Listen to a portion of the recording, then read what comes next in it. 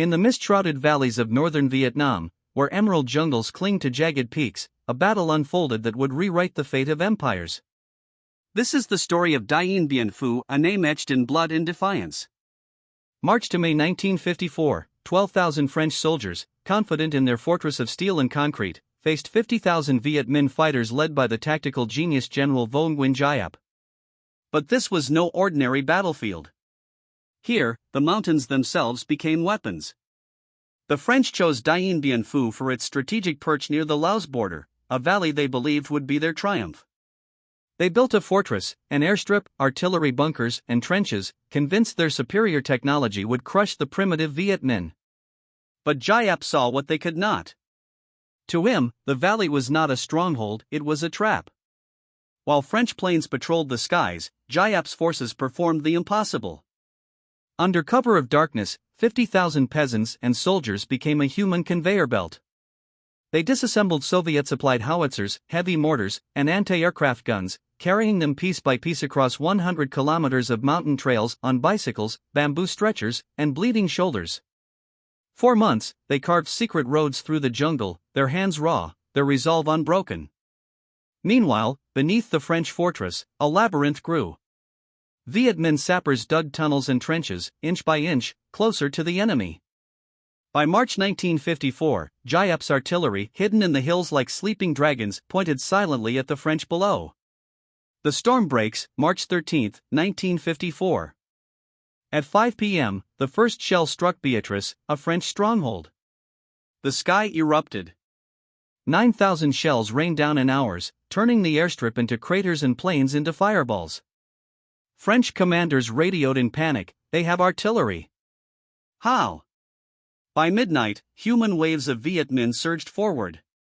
Young farmers turned soldiers, armed with rifles and bamboo sticks, charged through barbed wire under a hail of bullets. The French fought with desperate bravery, but by dawn, Beatrice fell. 500 French troops were dead or captured. The Viet Minh paid dearly, bodies piled like autumn leaves, but they kept coming. 55 days of hell. The valley became a cauldron of fire and mud. French paratroopers, once elite, now drowned in flooded trenches. Airdrop supplies drifted into Viet Minh hands. Surgeons operated without anesthesia, while dysentery and rot spread. Giap's artillery, constantly moving, turned French positions into death traps. Each hill, Elaine, Dominique, Huguet, became a slaughterhouse. At Elaine too, Viet Minh sappers dug tunnels for weeks, then detonated a ton of explosives, swallowing French bunkers into the earth. The French fought with fading hope. A lieutenant wrote, "We are not soldiers anymore, we are ghosts." The final hour, May 7, 1954. At 5:30 p.m., under a crimson sky, Giap unleashed his final blow. 25,000 Viet Minh charged, screaming Tien Len, as rockets lit the valley. French machine guns overheated, barrels melting.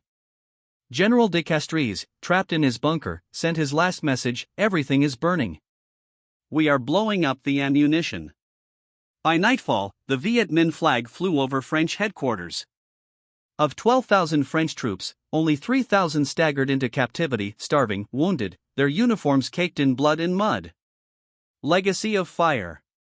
Dien Bien Phu was more than a battle, it was a reckoning. 8,000 Viet Minh and 2,200 French lay dead, but the numbers barely tell the tale. This was the first time a colonial empire fell to a guerrilla army. In Geneva, France surrendered Indochina. Vietnam was split at the 17th parallel, planting the seeds of a future war. But across Africa, Asia, and the Americas, colonized peoples heard the echo of Giap's guns. Algeria, Cuba, Angola, the revolution had a blueprint.